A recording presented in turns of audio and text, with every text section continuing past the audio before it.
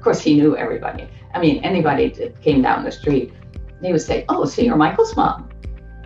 I was never Muriel or anything. I was always Michael's mom. Everybody knew.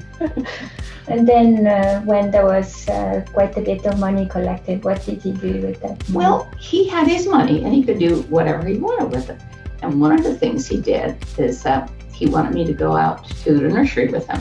And he said, I think we should buy an orange tree.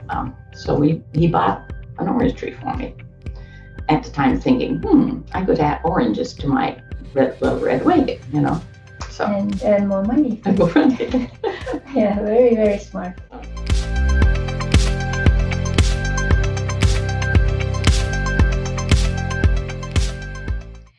Aloha, beautiful, amazing adventurers on the other side of the screen. My name is Kristora Lakshmidetten, and coming to you today from beautiful Palm Desert. And we are really in the valley of the desert where summers mean very hot weather, and it's around like 112 Fahrenheit outside almost every day. And if you go into the pool, it's like stepping into the warm soup. So that's the experience. And it's very special why we are here today, because we are actually visiting Michael's mom, Muriel Pierson. And Muriel will actually be here today to share the amazing story. And she actually has many stories. So I'm here to help her navigate and guide and also capture those amazing stories. So here we go. Welcome, Muriel. Thank you. When we sat down, that was like, I think a little like over a month ago. And you started to talk about how you grew up. It was really cool because so many of the things which you shared, it's so similar to how I grew up back in Estonia. Mm-hmm. So can you tell a story, like what was the family like? Where were you born? What was that lifestyle like? Because that's like so fascinating for me to hear. Well, I was born in Newfoundland, Canada, and I was the last of a large family. I'm number 12. I was an oops baby, which meant my mother figured 11 was all she was going to have, but then the best always comes last, so along I came.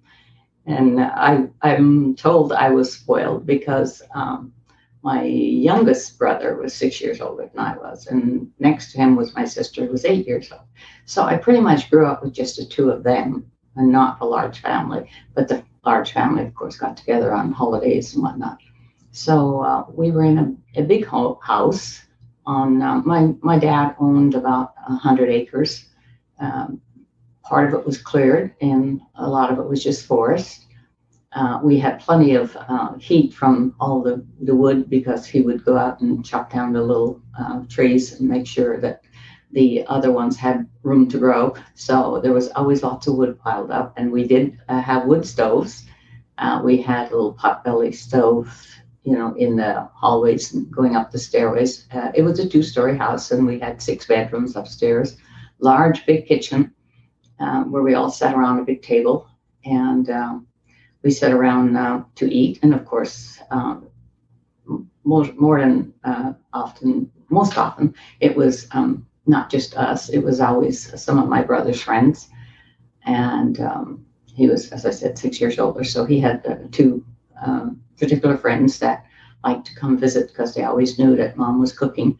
And she never could cook for 4 or 5 people. So she always cooked lots of food. So they knew there would be lots of foods on the table. So, and then if it was a cold winter night, we would be playing cards until the wee hours. And my dad was really good at telling ghost stories. And that part of the country, there was lots of stories told about the man of war, which was the French. And it's kind of like, I guess, a harbor patrol type thing. And they were primarily looking for pirates, because pirates were really big those days. They would, sail around anywhere they could. And they knew how to get into little bays. They knew everything about the bays. And I lived right on the ocean, and it was a bay. So they would apparently, the man of wars would be looking for them, and they would come in a little bay hours. and they would apparently bury their treasure. And my dad would always say, but they had a special way of burying the treasure because one of the crew had to go with the treasure to guard it. So they would put his body on top of the treasure. And then if you happen to be lucky enough to find a map somewhere sometime, and you found this treasure, you had to go through him to get through the treasure. So there was lots and lots of ghost stories. And my brother's friends would be scared to go home at night because there was no street talk. It was just in the country, So and we had lots of fun with them trying to figure, what route they were going to take home that would be the lightest and less likely to run into any of the ghosts from being buried. So. Yeah, and so those who don't know much of Canada, so what part of Canada is? Eastern. Yeah, Eastern. As far east as you can go without falling off. Yeah, good. And can you tell now a little more, how was that lifestyle like, how was food grown? What was happening in, everyday life? How did you support your parents also? Because so much of that was done by hands and like as much as you could. In your own ways. So yeah, we did grow all of our own fruits and vegetables. We had many fruit trees, and we planted the vegetables to grow in the short period of time, which were mostly root vegetables. We did plant some other things too, like squash and whatnot, but it was mostly hardy vegetables. We planted lots and lots of potatoes, and my parents sold a lot of those that were not needed for seed the next year. And we had about 3-4 different kinds of potatoes. One that we seemed to do more than the others, and we sold those. Now, those are the kind that you get in the grocery stores nowadays. But then we had the little blue ones, and we used to call them blue nosers. And quite frankly, another part of Canada, they're referred to as blue nosers, the people that live there. But we were mackerel snappers because we were fishermen farmers. And my dad had cleared a lot of the land, and we had lots and lots of fields for hay and grazing, like for the cattle and sheep. We had a lot of cattle, a lot of sheep. We had our own pigs. My mother had her own chickens, and they all came when she even just all she had to do was say type thing, and they all came running to her, and she would give them their food. And then before dark, of course, she had to put them in her pen because we did have wild animals. Our properties were fenced for the animals, but there was a lot of property that we owned, 100 acres, that was not fenced, of course. So, and we grew our own, like I said, our own hay for the animals. And we had our horse, which that was necessary to pull the plow. I mean, we're talking about the 40s now, okay? And so the plow was our means of planting the potatoes, and everybody, no matter how young, and I can remember from the time I can, little, that I was out there planting potatoes and digging the potatoes and making the hay with everybody else. And then, of course, my brother's friends were always coming around because the guys sometimes made homemade beer and put it, it was in the cellar. And of course, Mom's cooking and all fresh vegetables and everything. So they would come and help with the haymaking or whatever we were doing, and so that was kind of neat too.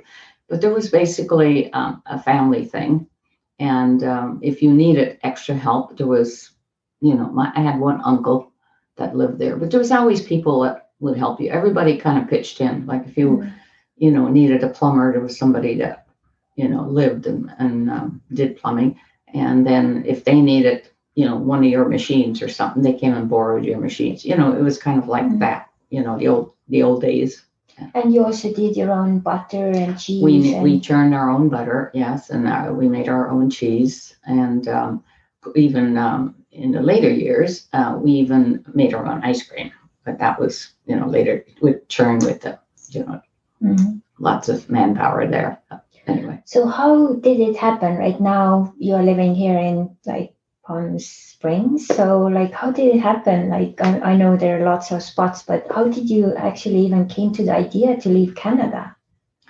Well, that wasn't too hard as far as, because a lot of people, the young people, would leave and go to the cities. The cities were a big draw.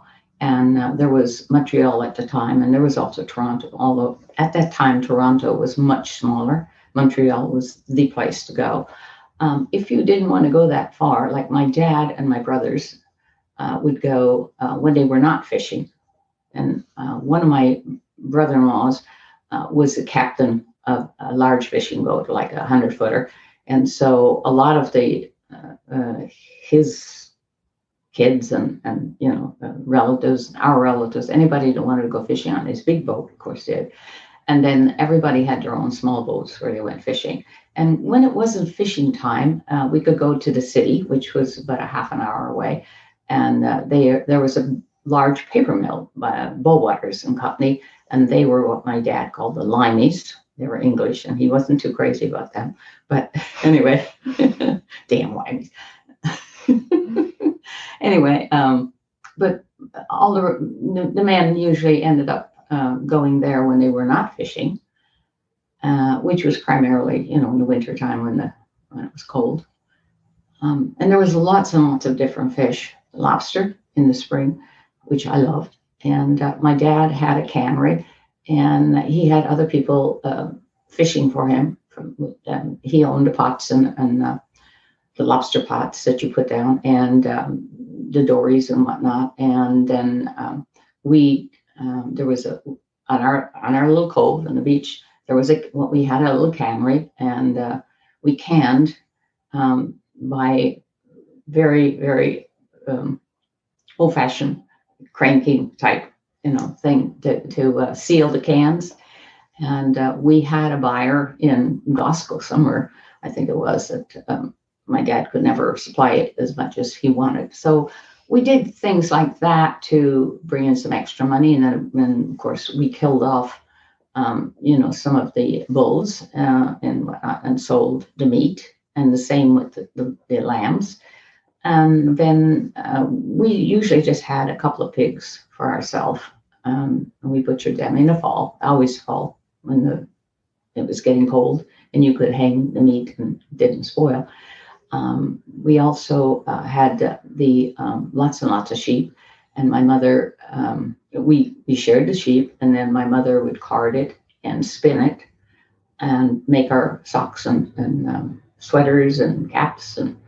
And she had a place in Nova Scotia where she would send the wool, and they would make the woolen blankets.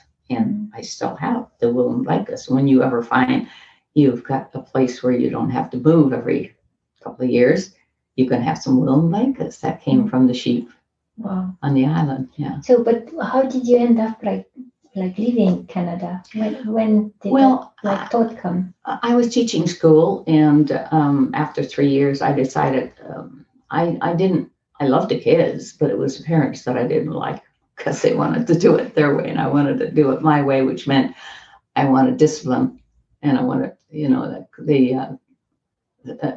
there's always a few troublemakers, but there was more than a few sometimes. So I decided, and it was a little country school, and I had 3 or 4 different grades, the different, sometimes it was the kindergarten type, and sometimes it was, the intermediate. But if you had a classroom, you had 3 or 4 different grades, and you taught all the subjects. And there was, there's a lot of kids, 30, 40 kids. That was where, in like your village? Or? Yeah. Actually, one year I did it in my little village, and another year was a little village about a half an hour away, And I did it for 3 years, and that kind of, I don't do that anymore. So what happened then? So how did it start to evolve? I don't know. I just, some of my elder sisters had gone to Montreal, and they had gotten married, and were living in other provinces, like Ontario, for instance, had some of them. And so they went there to live. So I thought, they could go, I could go. So I did. I told my mom. I wasn't very old. And she didn't have a heart attack. But anyway, she never kept me back. I mean, she was all for it. I'm sure she, as the Catholics would say, I'm sure she had bloody knees praying for me. But anyway. So, and then you went to the city. Yeah, so you said you had like very special connection with one of your sisters. Yeah, I had two sisters that were close by. One was up in the Laurentians in the ski area. So I would go visit her, and her husband owned a garage. He repaired cars. And then the other sister was actually in the United States, and she was living in a little town called Dundee, and that was just outside of Detroit, in the suburbs, way out in the suburbs of Detroit, not close to the city. But I would fly into Detroit, and I would go to visit her when I could. And she was the oldest sister, and I was the youngest. So she was the first sister, and I was the seventh sister. And we had a special bond. It was just, I don't know, it was just born in us. We kind of had that feeling if one of us was having trouble, the other one would call and say, "Hey, sis, what's going on? What's happening?" So we had a very special bond. That's really cool to have people like that in your life, right? Yeah. And then what happened next? Well, I don't know why I decided to go to the Caribbean, but somebody was talking about the Caribbean, and it was winter in Montreal, and it's like New York. New York is exact same temperature. New Yorkers came down to Montreal, and Montrealers went up to New York, to get away for the weekend or whatnot. So New York was very close. Anyway, somebody was talking about a cruise and talked about how wonderful it was in the Caribbean, or the Caribbean, as some people call it. So I was talking to a girl that worked for the same company I was, and I said, "What do you think?" And she said, "Hey, sounds good." So we made plans to go on a cruise. And so we did. We went on a 2-week cruise in the Caribbean, and of course we had to go out of New York. What year was that? Do you remember? That was, I do remember, because it would have been 61, because I left that year a little bit later after I got back. I left, and I came here in 62 to the United States. Caribbean. I did go, and I loved it, and I liked to dance at the time, and I was doing ballroom dancing. I taught ballroom dancing at night for fun. That was my fun money. That was my cruise money, because living in the city, it was very expensive, even though you had roommates and whatnot. You didn't do much else on your salary except just live, So that was my fun money. And so I decided to use my dancing money. And I would do exhibitions. I had a partner, and there were some exhibitions that I would do, and they paid very, very well. And again, that was, extra money for whatever you wanted. And so I decided to go on this cruise. And on this cruise, there was a gentleman that loved to dance, and we kind of headed together. I mean, he asked me to dance, and I danced, of course, and everybody cleared the floor and made room for us, and they were clapping and everything. So he wanted to do it again. And so every night we were kind of the exhibitionists, not from choice, just because we were kind of pushed into that.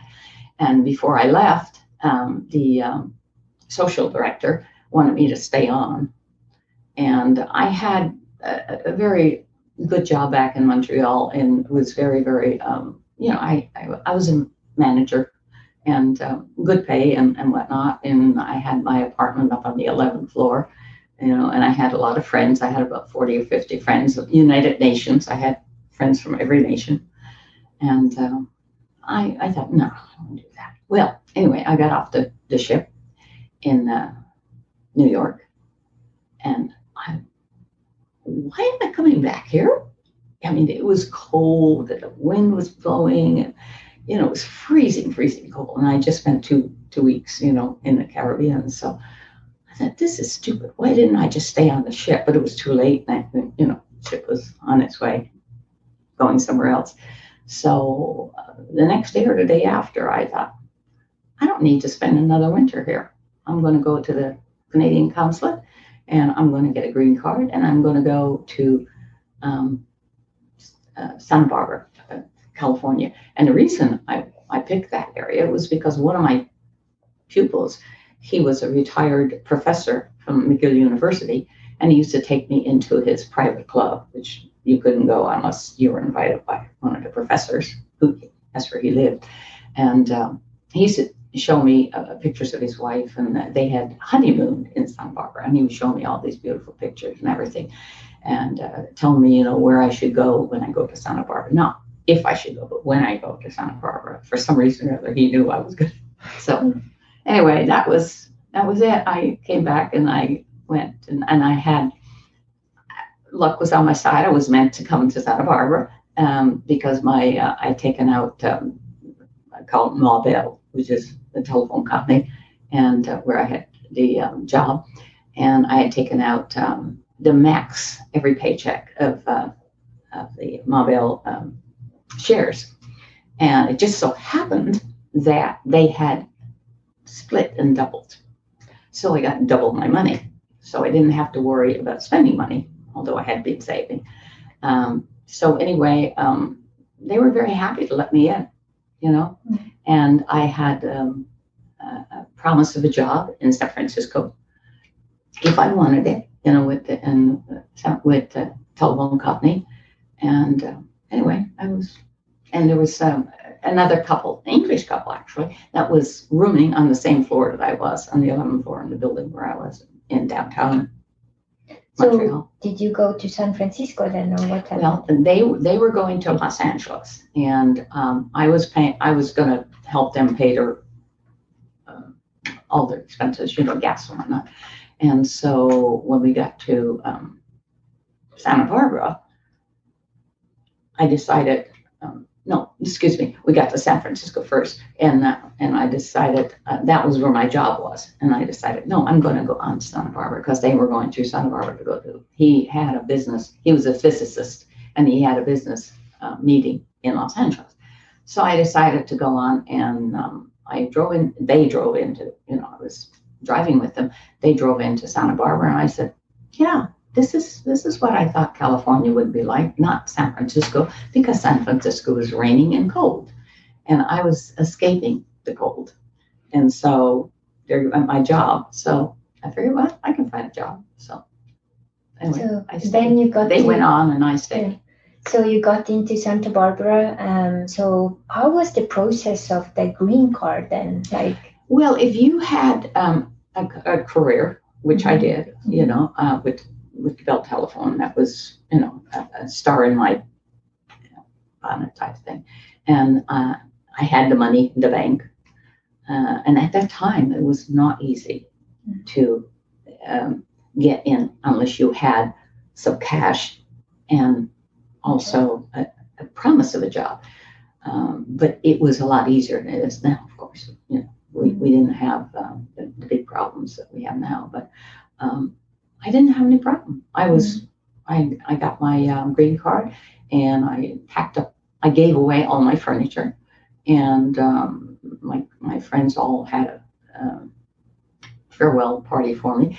And the night they were giving me happened to be at the time I Left My Heart in San Francisco was the main song. It was a new song, so I thought, well, yeah, I'm going to San Francisco. Okay. So anyway. And then you got to Santa Barbara, and you had some really fun stuff in the beginning happening there. What was going on? Well, I decided I didn't want to work for the Bell company anymore. And when I was younger, I decided that I would wanted to be a nurse, and then got sidetracked and whatnot, and went into teaching instead. And so I decided, I think I'll be a nurse. And so I got a part-time job, and I enrolled in a nursing program. And I went to work for the lab gentleman that did all the lab work for the surgeries the next day. And so his name was, he was from some foreign country, but he spoke enough so I can understand him. He was very intelligent and fun to work for. So when I wasn't studying, my books for the next day's class. I was helping him with his lab work. And when I got through with that, then I went home and finished all my homework or whatever I had to do for my next day class. And then I would spend the whole day in class. And after class, I would come there and work for him. And that's the way it was. That's how I paid my. And how did you had some amazing story, like how you found a place where to stay, and you had some girls there. Well, where I worked, one of the lab technicians came into me, Sue, and she said, "Oh, you're new here." And everybody was very friendly there. And coming from the city, it was like, somebody talked to you, you'd say, well, what do they want? I mean, you were always suspicious. So, and I'm like, yeah, what's it to you kind of thing. But she said, "Oh, I'm looking for a new roommate." She said that my roommate, had, left or had to go somewhere. And I'm looking for a new roommate. How about if we room together? And it wasn't very far from the hospital. I could walk to the hospital. I didn't have a car, obviously. And I had given everything away except everything I put in a big, big steamer trunk, the kind that you see when people were traveling back then. And all my personal stuff and everything that I couldn't get my suitcase in the car. And I had somebody ship it to me to Santa Barbara because that's where I was going to be. And I loved Santa Barbara from first sight. I mean, I thought, oh, this is it. I'm going to spend the rest of my life there. So I almost did. But anyway, that's how we got started. Yeah, and then you had, like you said, like group of girls. You were like very active together. Well, in Montreal, my place was the party place, and everybody brought their own booze. And the girls, the guys would bring the booze, and the girls would bring some food. And we just sat around on the floor because it was a small apartment, just one bedroom with a sleeper bed, so it was three of us. Because back then it was even like $150, and that was like we were only getting maybe 3 times that amount. So you had to have roommates, otherwise you couldn't survive. I mean, it's still the same now. I mean, but in Santa Barbara, you said, so you had that lady, you shared the room. I shared the room, and I could walk to work. And then you said there were some other girls who you were hanging around or having fun time. Well, yeah, I'm a social person, and I'm a party person, I guess you might say. So because, like I said, my place was the party place all the time. And so I was renting this place, and my mom came to visit, of course. And then they all thought my mom was great because when I was working and going to school, which I was both, they would come over and visit with my mom, especially the guys. Everybody called their mom, and she would always cook enough food for, a dozen people because that's what she was used to. And so they knew that when they visited with mom, she'd be sitting there doing her knitting and they'd be drinking their wine. They all brought their wine. Everybody brought their own booze, wine or beer or whatever. And so they were entertaining her, and she was being, the host with the most. And then when Muriel came in, of course, "Oh, would you like to join us for dinner?" And of course, nobody said no. And so we partied, a little bit. I mean, not a lot because I had to be up early and be on, in class. But we had wine. They especially had wine. I mean, but she loved it. I mean, because she was very social. She had a good time telling everybody all her stories. And the only thing was she told me one day, and she said, "I don't know, Muriel, I feel really bad about, in the morning taking the trash out." And I said, "Mom, what do you mean?" Because we had to, it was a 1-story type thing. And she had to go by all these apartments with the windows, looking out on the walkway. And everybody would be sitting there at their table having breakfast or something. And they would see her carrying all these bottles out. And she was a non-drinker, by the way.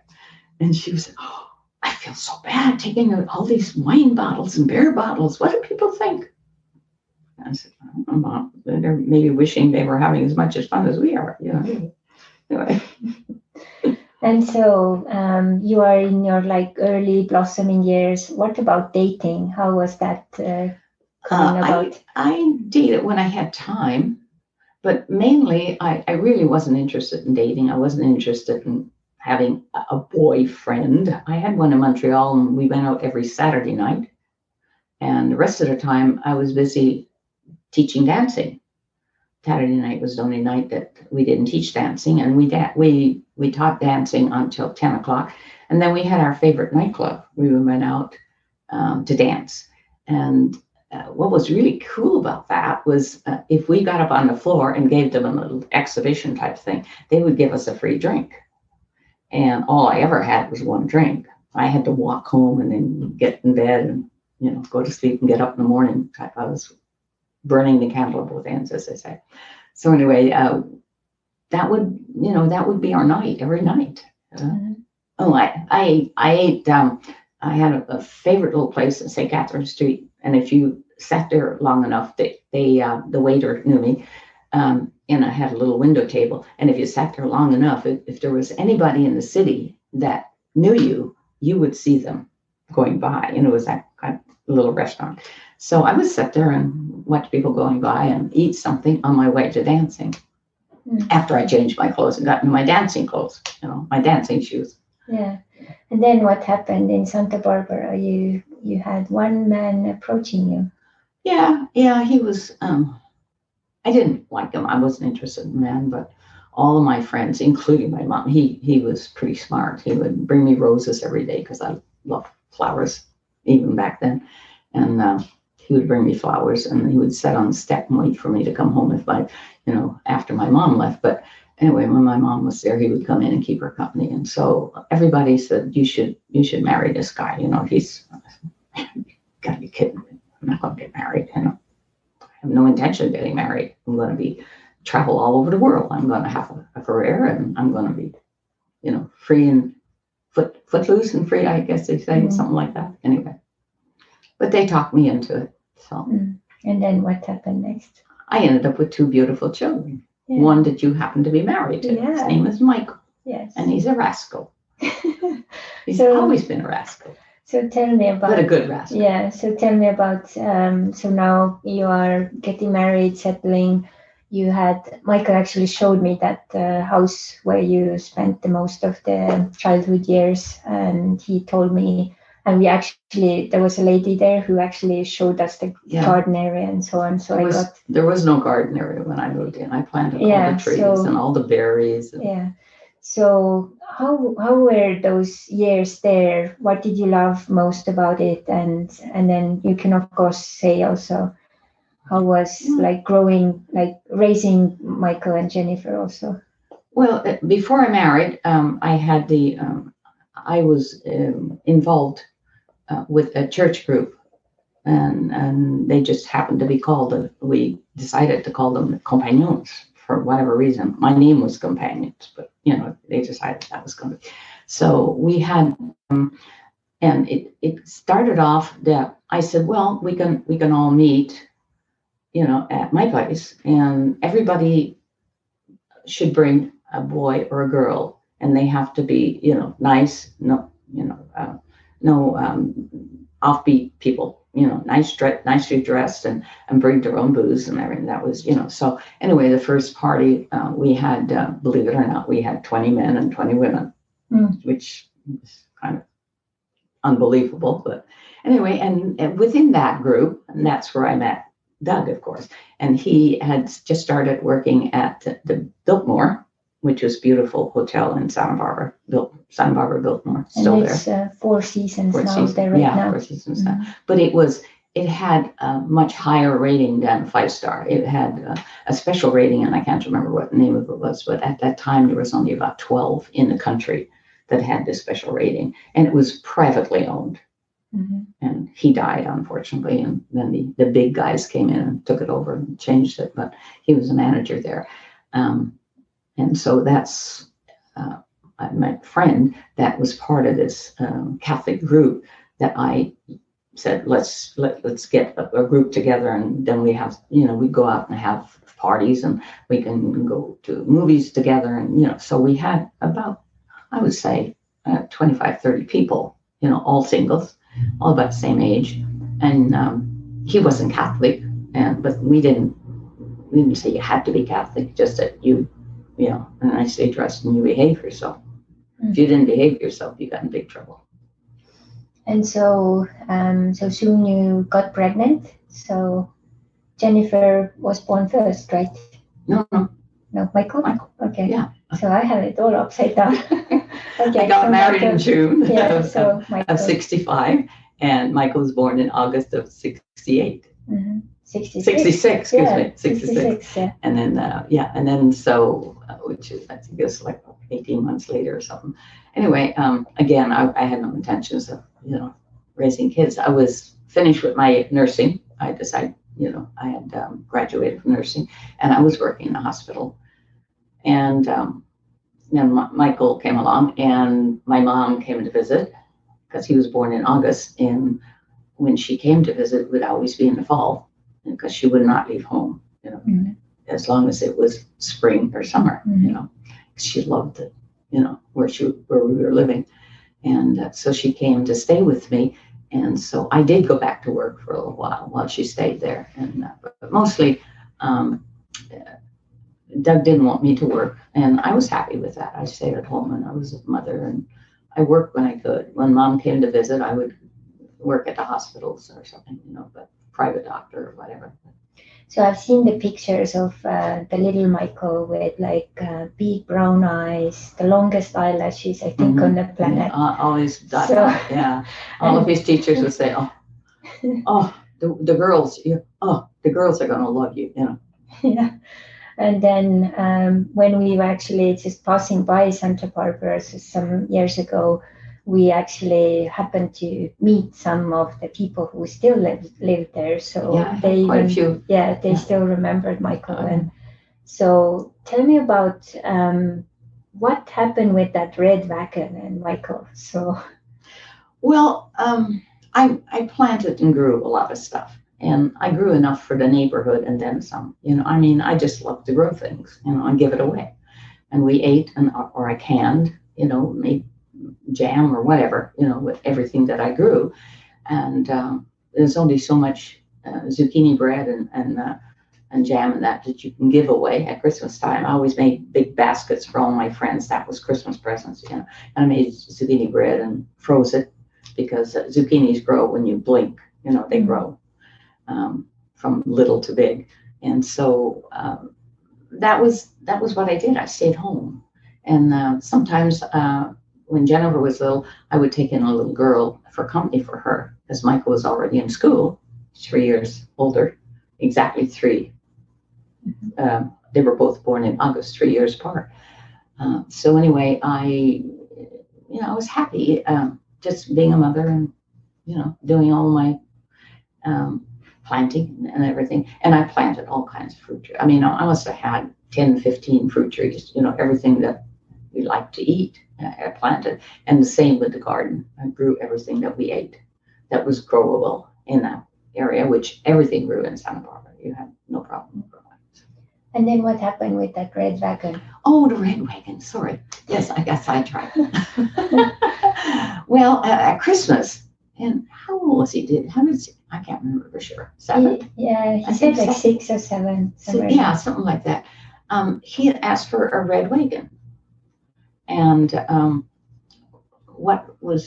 we didn't realize why. But anyway, he used to take all my extra vegetables, and he would take them and stand up front, because we had a little sort of a cul-de-sac. It was almost like a U.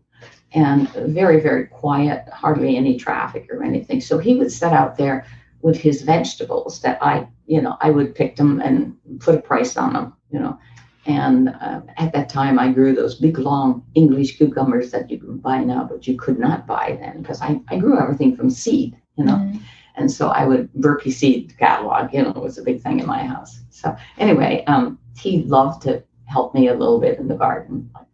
I would make him weed if he was going to be able to sell the vegetables. So he didn't like the weeding too much, but he loved to sell the vegetables. And so anyway, he would sell these vegetables out there. And this Christmas, he decided that he wanted to start his own business. So when he got the red wagon, we had no idea why he wanted the red wagon.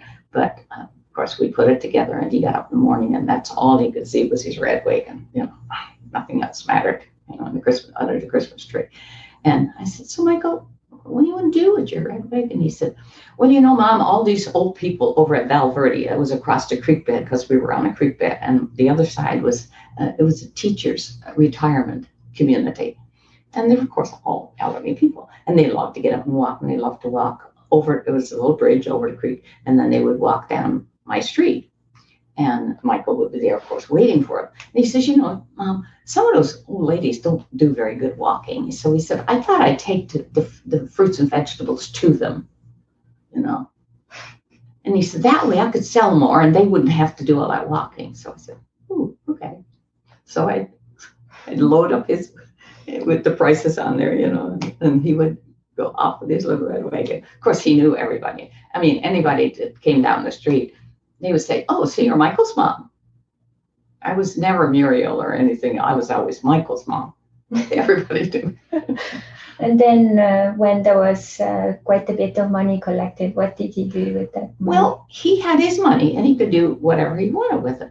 And one of the things he did is he wanted me to go out to the nursery with him. And this was, we just, you know, we were only in there like 5 years or something. So I was planting trees as I had a little bit of extra money, you know, which wasn't, you know, you got a couple of kids and you got one person in the family working, you know, even back then it was a little bit tight. So I would, every year I'd maybe plant another tree. So he went with me to the nursery and he said, I think we should buy an orange tree. So he bought an orange tree for me. At the time thinking, I could add oranges to my little red wagon, you know.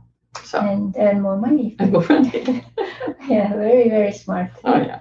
So later, now they are growing up, and was there more trouble, or how was it like with Michael and Jennifer?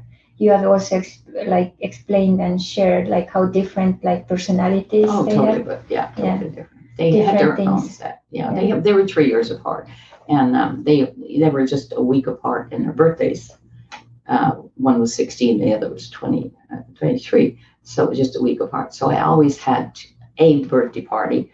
And when they were little, of course, it was on my patio because I had a huge, big piece of property and a huge, big patio. So, and then as they got older, we went to a park. And Michael would have his 12 friends, whoever he wanted, and Jennifer would have her 12 friends, whoever she wanted. And we would have some older things for the older kids, but they all liked piñatas. So we would have 2 piñatas, one for the little ones and one for the old ones. So they were happy that way. And 2 cakes, of course. Anyway, it was always fun. And so one of the things you shared just yesterday as I was doing this avocado cake in your kitchen. So you told about Michael's, like when he was little, he actually was kind of like really helping you in the kitchen.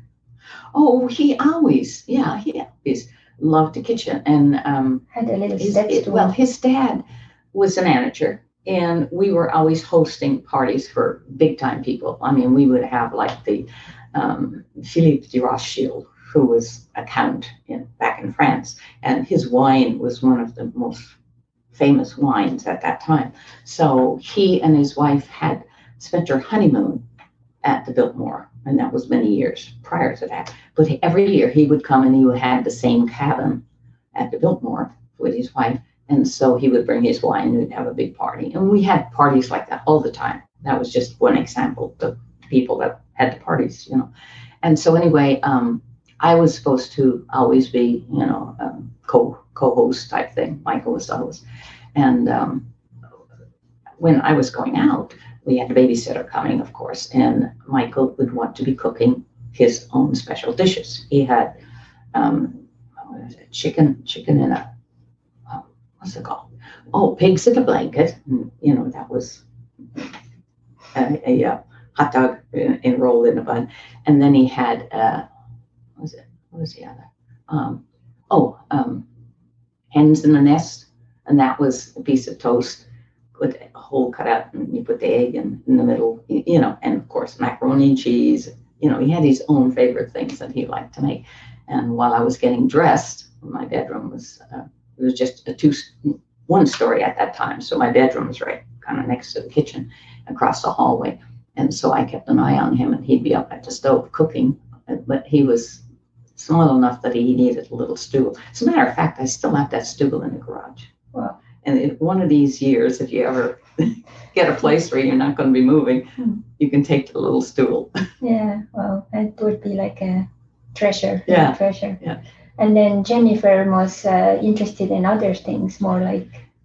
She was interested in just quiet reading, and the door was always swinging. The phone was always ringing with Michael. It was always, and you never even knew Jennifer was in the house. It was just that way. So different. Yeah, totally different. Yeah, so cool.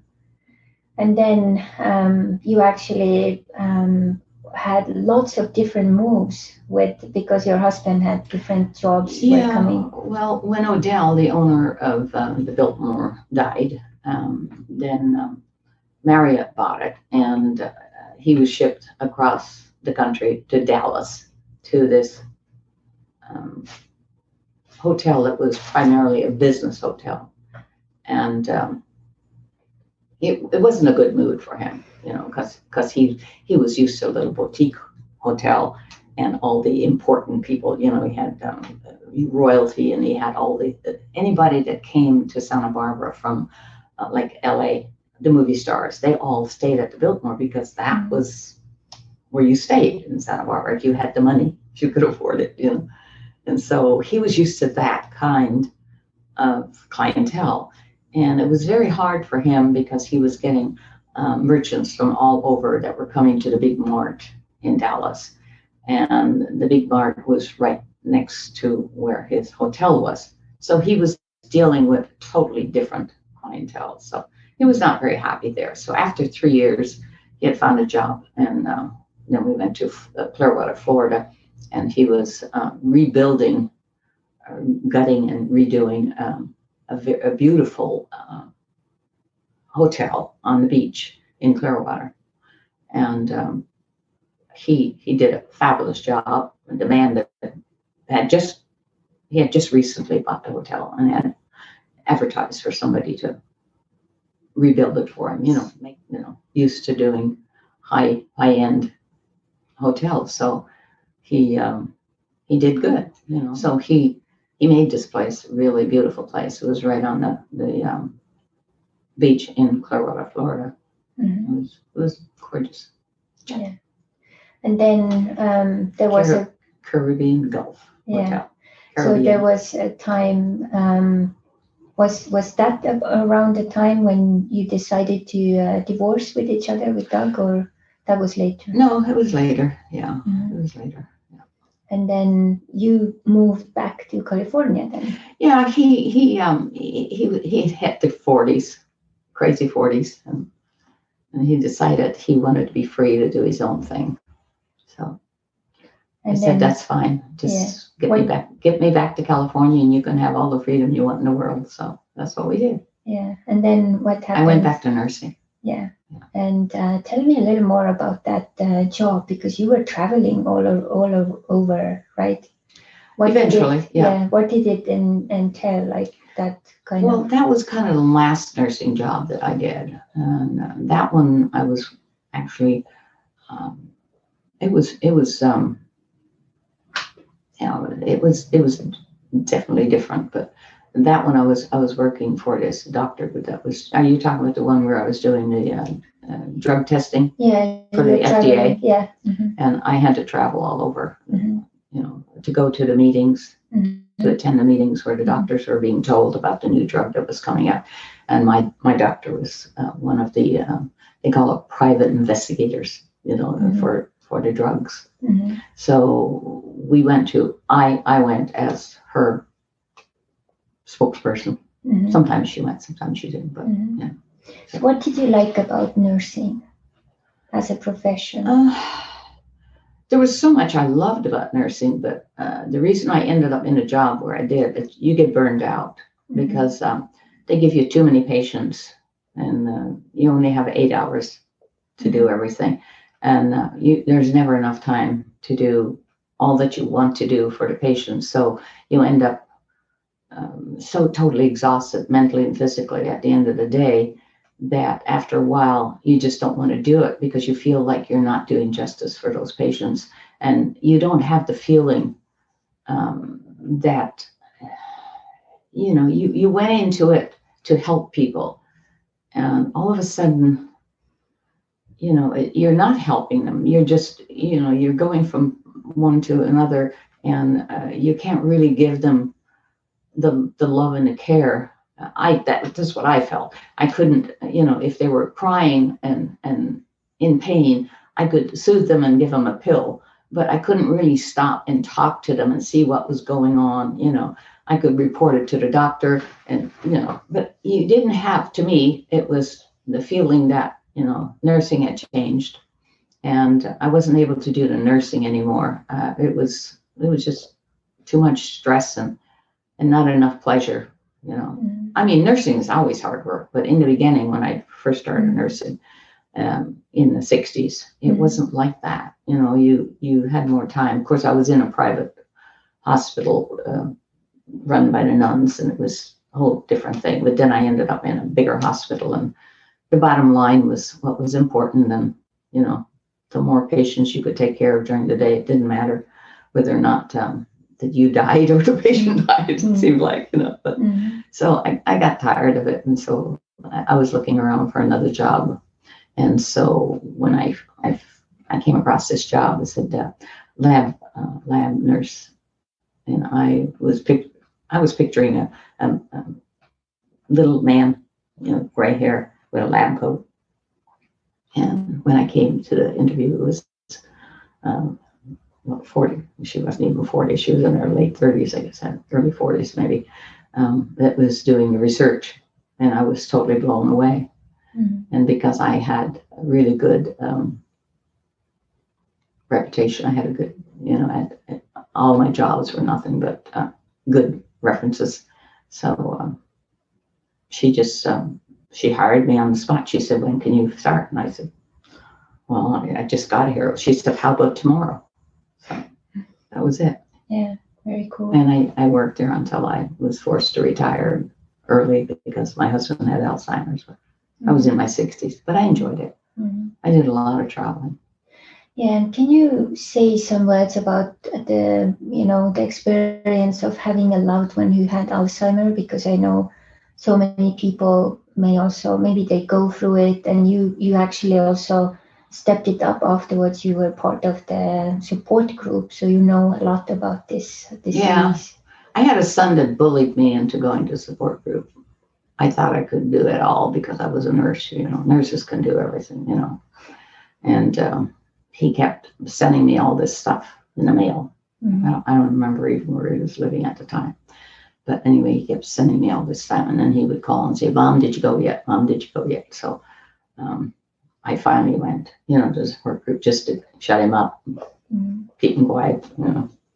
He's persistent, which you probably know. So anyway,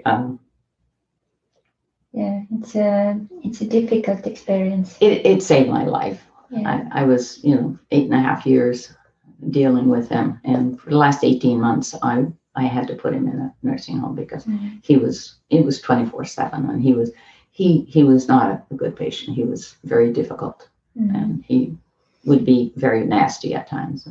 What would you say, like a tip for people who are maybe in the midst of something like this? What's like maybe 1 or 2 or 3 things what they should pay attention? The most important thing is to find a support group. And if you don't have a good support group, you can go online and find out, where, and most places have some kind of support group. Although ours was really exceptional. We had 50 to 60 caregivers, and they would come every Thursday, for an hour. And we would try to let them know that number one was them, not their husband or their wife or their mother or their father, but them first. And to take care of themselves. Yeah, and because my so favorite many thing, my favorite thing was saying, when you're on the airplane and the pilot says, "Put your own mask on first," he means that if you pass out, you can't help anybody, So that was my thing, put your own mask on first, take care of yourself first. And then the other thing was get all your ducks in a row. because I was hearing, people say, well, their loved one died and they didn't have, this wasn't signed and that wasn't signed. They were having to go through all this thing, with, estates and everything. I mean, where they didn't take care of anything because their husband was taking care of it, or the wife was taking care of it and the husband didn't have a clue. So I would always say, get your ducks in a row and take care of, take care of yourself. And sure, take care of your husband, but first take care of yourself so you can take care of your husband or your whatever. Yeah, very good tips. So I always have wondered, I have traveled the world and I have been in so many relationships. And when I met Michael, your son, I was so blown away by his, gentleman-like, polite, approach. And I honestly had never ever experienced anything like this, and the kindness and the proper care. Like he really cares about people, and not only people, as cats and dogs, and he would bring all of them home. Every sick bird, every sick cat, every stray cat, but every dog. What do you think? Is this the way people are raised up and the environment, or it's just the character? What do you think influences that? Well, I think part of it's character, because you have to have that kind of a heart to have a nurse, first of all, And Michael is quite a bit like me in his, he got a lot of my DNA. Some of it good, some of it bad. A lot of it bad, but he got some good things too. But anyway, the bullheadedness he got I could have not given him that. You would be better off with. It's really cool. I think that persistence. But you're a strong person too. Yeah, persistence has actually been a really good thing, It's good most of the time. Yeah. Most of the time. Yeah. Sometimes it's. But also, I wonder, there must have been also so much of decency or kind of that politeness what you and also Dad transmitted. If you asked for something and there was not please on the end of it, nobody even paid attention to you. And if you didn't say thank you, you took it back. Yeah, that's a hardcore way of teaching. And if you weren't kind, that was, you opened doors. You respected your elders. You say yes, ma'am, no, ma'am. All my friends, they were uncles and aunts. There was no Bob or Joe or Mary or whatever. It was Aunt Mary, Uncle Joe. I mean, all of my close friends were family. And we had no family there, not real family, but they were all family. And so Michael and Jennifer both learned, respect your elders, respect people's property. If their kids came, and all the kids always came to my house to play, always. I always knew where they were. And I sometimes had to bust, I had a big old station wagon. And so sometimes in the rain and whatnot, I was putting their bikes in the back and taking them home because their parents didn't seem to know or care where they were. But, so my place was the place where everybody knew, they're okay, they're at Muriel's, So, but there was one rule. And if your friends destroy or break the rules or something, you're responsible, not them. I don't go to them or their mother. You will pay for it. How you get it from them is up to you. In other words, it's your responsibility to treat other people's property and tell your friends, I better not do that, or my mom or my dad will kill me, type thing, And also the opening doors, his father wasn't that kind of gentleman because he never got it at home. His father was not the best father in the world. His mother was a wonderful lady, but she didn't have too much help, in raising kids with love, because he was not love. Okay. So, I wanted to make sure that my children, and I actually didn't want him in my house after the first time he visited. And Doug stood by me, because he just was not a good example. She was a wonderful lady, but Grandpa was not. So you just have to let people know what's acceptable and not acceptable. when they're growing up, when they're little. It's just like if you have a dog and you don't train them and they jump all over people and mess all over other people's properties and everything. That's not a good thing. Well, it's not a good thing to let your kids destroy other people's properties either. And one of the amazing things which I've enjoyed from the beginning is when you walk outside on the sidewalk. Michael is always on the right always side. On the outside. And why is that? Well, if a car comes by and hits somebody, it's going to be the man that gets hit. So he's protecting the lady. Yeah, and that goes way back. It's so automatic. Now I already it's in me as well. And to open the door. Yeah, the car door. Yeah. So when people see that in Estonia, especially because so many people haven't got that background, so they're like, oh my God, what is this? So this crazy guy. Yeah. And then one of the times I started to teach my son, all of those things because his dad is not also having that kind of, raising up. So so it's really interesting how we can influence generation by generation. And if we don't do that, then the link gets broken and then people are all over. Yeah. Unfortunately, Jennifer and Walter, her husband that died, my wonderful other son, that went to heaven way before his time at age 50, as you know. He was so good with the kids, They would ask him something and he would say, "What did your mom tell you?" He didn't have a clue. They didn't know he didn't know, And they better tell the truth or else. I mean, they were going to lose their most precious things, which would be either the phone or the TV or whatever, whatever was most precious for them. They lost it. Yeah. That's a very smart parenting. Yeah. And they had to do their chores like Michael did, if he wanted to sell his vegetables, he had to do his chores.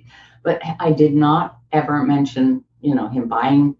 I was blown away when he wanted to buy that fruit tree. Yeah. It was.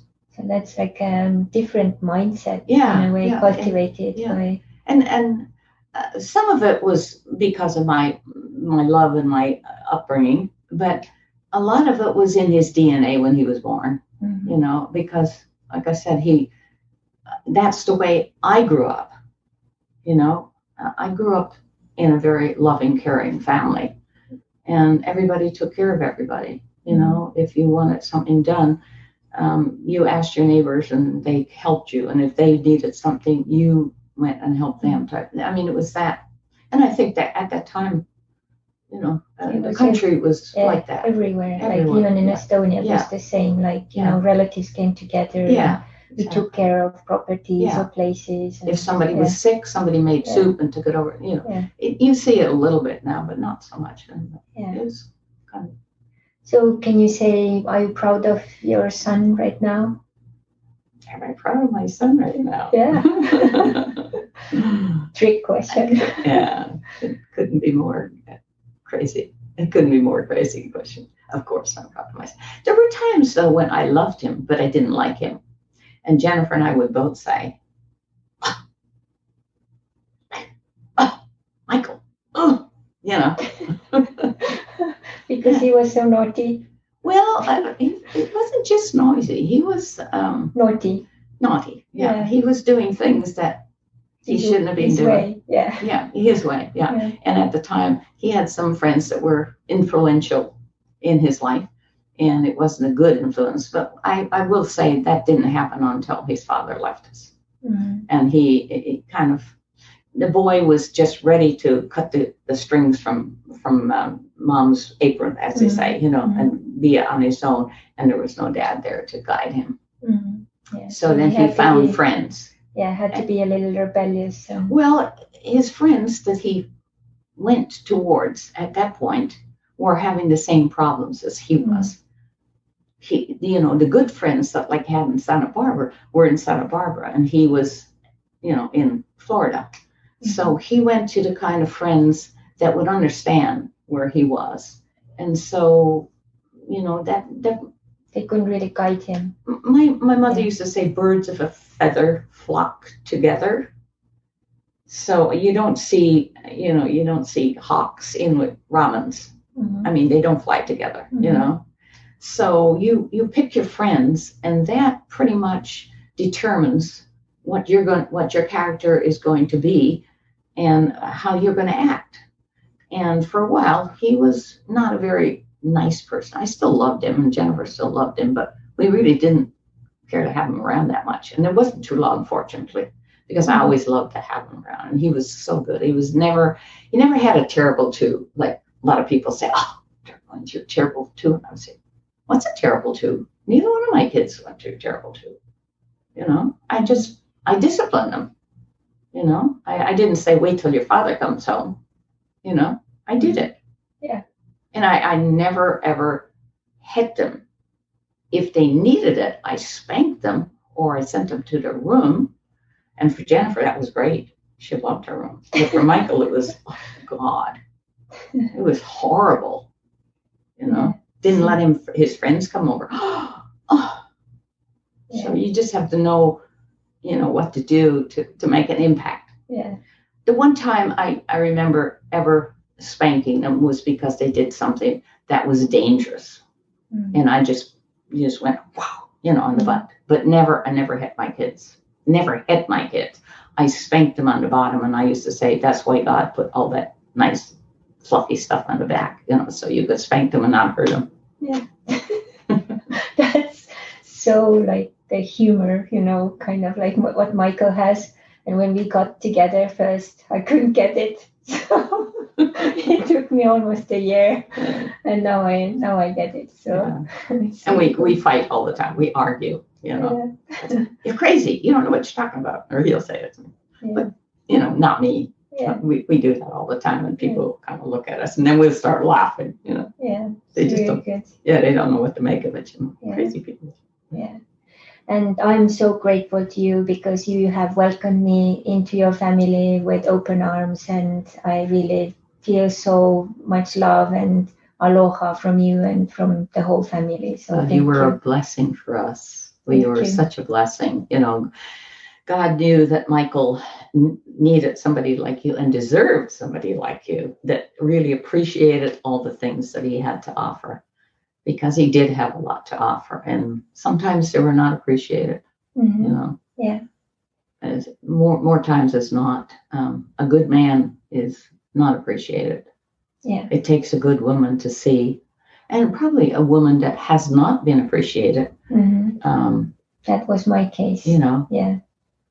Sometimes it just, or maybe somebody that had somebody that was really good and knew how good it was, so they recognized it. But most of the time it's because they didn't have it, and they realized that they were missing something. And when they saw it, they fortunately realized that, yes, that's it. And I would like that. Yeah. And you are also like a super grandmother. Like when I come here during Christmas time, it's like how many types of cookies you do and like everything you do and gifts and so on. Yeah. How many grandkids you have now? Have you counted? How many what? Grandkids. Grandkids? Are you talking about just grandkids or great grandkids too? Like all. Oh, all together? Because, I have two families. Yeah. I took in Larry. He was a foster son when we just moved into our new home. Mm-hmm. And Douglas, the kid's dad, was actually instrumental in my taking him. I was pregnant with Jennifer, and we just moved into this house, and we had put everything, every penny, everything into this house that we had. I mean, we didn't have any extra money to take in a teenage kid, especially one just out of juvenile that was going to go into juvenile hall. Mm-hmm. He had been in 15 different foster homes at 15 years. And, I figured he's going to be trouble. And I'm pregnant with my second child. And we, as the old saying goes, we had a pot to pee in, and we had a window to throw it out of. That's about it. So anyway, long story short, I said, it was a relative that told me about this kid that was going to have to go to juvenile hall because they ran out of homes for him. And I could see why, because he was, he was a holy terror. Mm-hmm. And although he was not mean, he was full of mischief, Larry, Mm-hmm. And at 15, he had some terrible foster homes, people that take kids in just for the money. They don't care about the kids. And you didn't get that much money. You had enough to feed them and clothe them if you were really careful with your money. Mm-hmm. But that was it. But these people would take the money and the kids would go without food and clothing, and really treated bad. The things that he had happened to him was just unbelievable. And so he had a very warped feeling. And I, when Doug said, well, let's take him in, because his dad was terrible father. And he said, I'd like some kid to have a better home than I did, And so I went to bed. I said, no, but you're crazy. You're crazy. I don't, teenage kids that, ready for juvenile hall in my house with, almost 3-year-old. But as it happens, I went to bed and I laid awake and I thought, oh, you ungrateful, thing. And by the time morning came around, I said to Doug, okay, we'll try it. And so Doug came home from work from Biltmore. He drove home on his lunchtime. And we met the kid and we had this big wooden bench on our patio and we sat there. And everything I thought would turn the kid off, I told him, you're going to follow my rules. I run this house, you don't. And if I say be home at a certain time, you be home. And if you cuss or you disrespect me, the door is going to hit your butt on the way out and it's not going to be reopened, type thing. So I tried to scare him, in other words.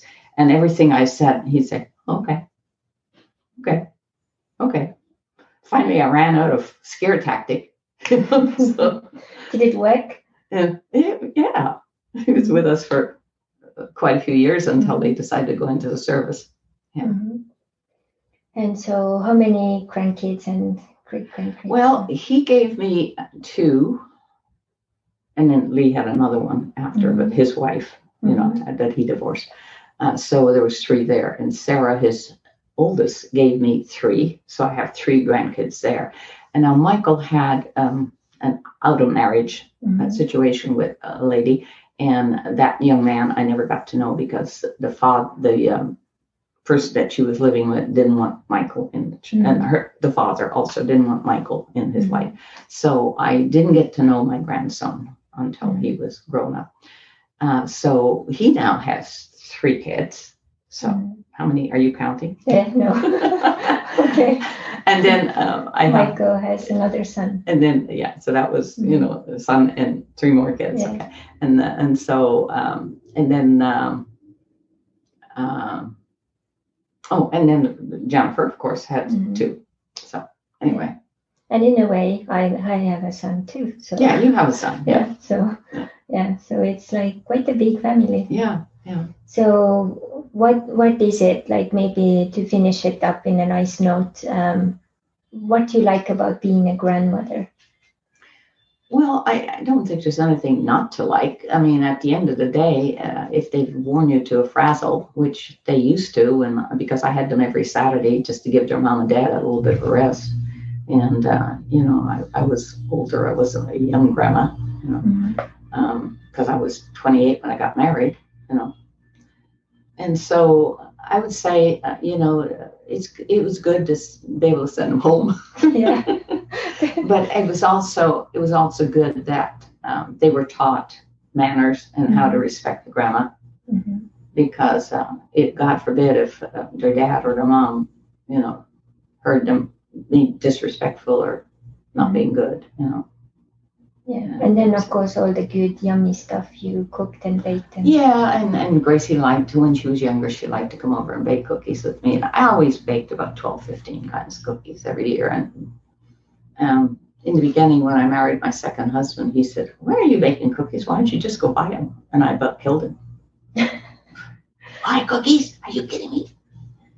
And all these Christmas cookies, they're like different recipes and different, like you have like Danish cookies, and then you have the, what's the one, the millionaire? Yeah. Millionaire. one. Yeah, and then Jennifer's favorite. they are all so good. It's amazing. But I make them to give away, and 3 days or 4 days after Christmas, I don't have any cookies left in my house. Yeah. Maybe a few in the freezer for some of these stuff. And it smells probably good for days, right? Yeah. But I cook for days. Yeah. But it's fun. So you are a woman with so much, like, knowledge and wisdom. What would you say, maybe some words of wisdom for people when they are, like, young and starting out their lives? What would you suggest them? Something? Well, I think the most important thing, of course, is love and discipline in equal amounts. Mm-hmm. It's no good if you have too much discipline and no love, and it's no good if you have too much love, because tough love is needed at times.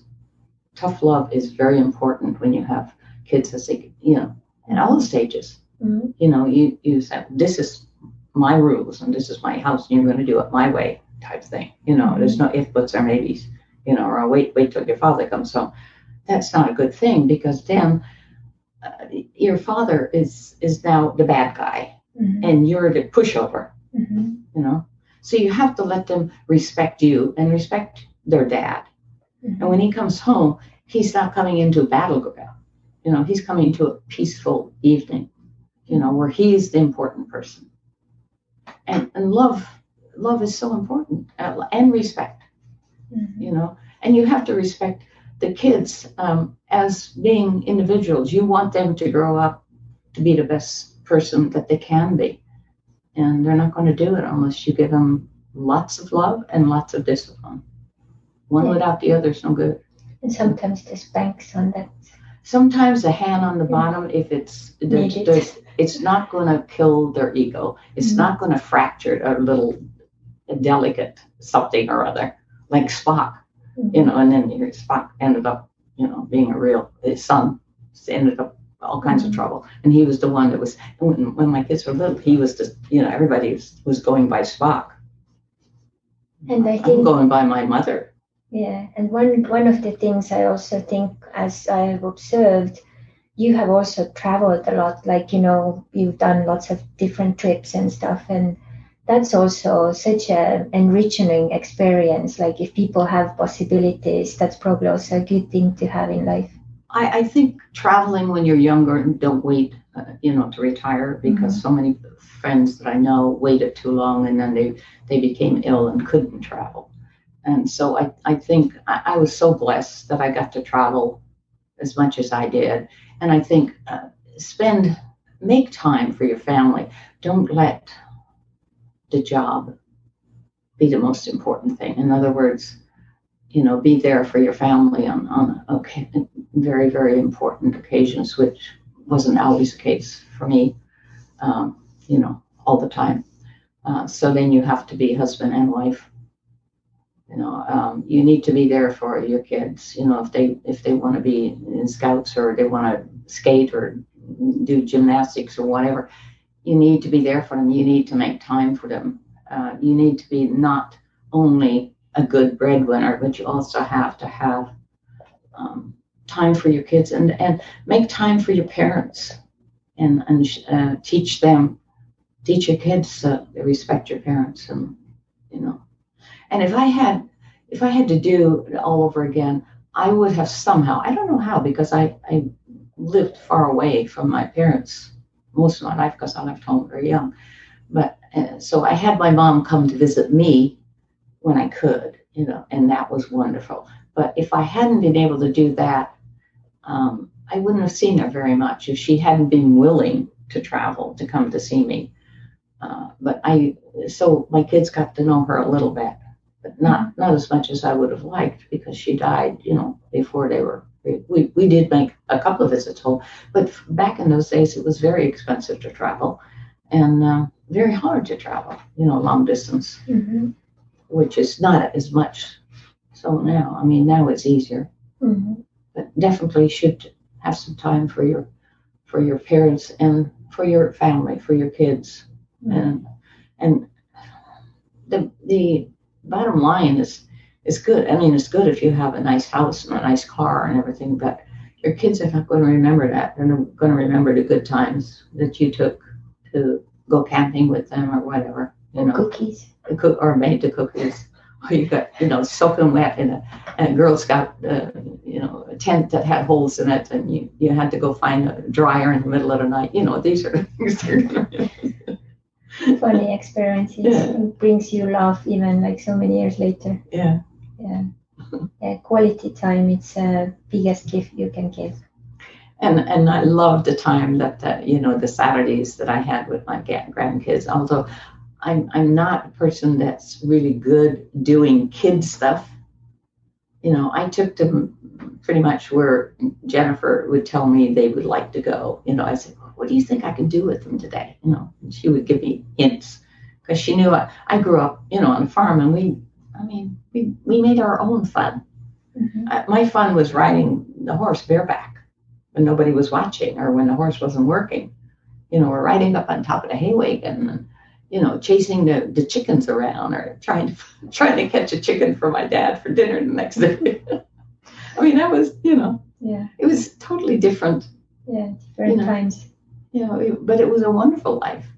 And I always say to people, the most dangerous thing you could do when I was growing up, there was no such thing as locking your doors or anything like that. The most dangerous thing you could do is walk off a cliff if you weren't stupid. You would be watching where you're going. But if you weren't, you walk off a cliff. You'd get hurt. But other than that, there was nothing to hurt you. There was no drugs. There wasn't. So I think if you can find a place that's safe to bring up kids, and that's what Santa Barbara gave me. Mm-hmm. Back then, it was a wonderful place. There was absolutely. I don't think I don't even remember having a homicide in all the years I lived there, and that was almost 30 years. It was that kind of little town. It's not now, It's polluted with people coming in that shouldn't be coming in. But it's so important, I think, to have that concern for your kids. Not how much money you can give them, how many toys you can give them. They're not going to remember that. That's time is one of the most precious gifts. It is. Time and love. They will remember that. Yeah. Thank you so much, and thank you for being part of our family. Yeah, thank you for sharing all these stories. It's so exciting to be part of capturing it, and you're always such an amazing character. I like to listen to your stories, and also especially I like when you are laughing, because your laugh is so special. So many more laughs and many more happy years. Thank you, and many more happy visits from you too. Yes. I know you're going farther away, and that's not my favorite thing to think about, but hopefully else it won't be too long. Yeah, and then soon we maybe get you live with us.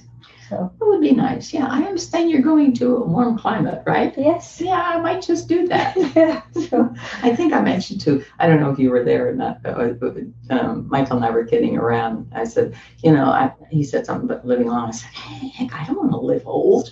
I'm going to run out of my money and I'll be sleeping under the bridge or something, And he said, I don't think you have to worry about that. And I said, I'm not going to live with you. And he said, no, Mom, I wasn't insinuating that you would live with me.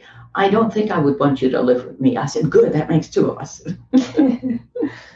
I tell you what, when you're building a house, I'll give you some money towards casita. And you can buy a little casita for me. Not too far away. Not too close, but not too far. Yeah, sounds like a plan.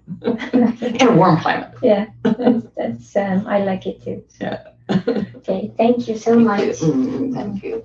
God bless you. God bless you. And for everyone, this was a really wonderful meeting, and I hope you enjoyed it. And if you did, please let us know. And many more amazing, treasureful moments for each one of you. Thank you for watching, and till the next time, be aloha. Mahalo.